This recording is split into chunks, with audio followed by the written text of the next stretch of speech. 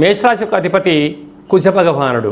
వీరికి 2వ స్థానంలో శుక్రుడు సంచారం చేయడము, శుక్రుడు స్వక్షత్రకారకుడు అవ్వడం వలన నూతనమైన వాహనాలు, బంగారు ఆభరణాలు, వస్త్రాలు, షేర్లు, క్రయ విక్రయాలు, గృహాలు, ఇంటి స్థలాలు కొనుగోలు చేయాలని మీ కోరిక నెరవేరబోతుందని చెప్పి గమనించాలి.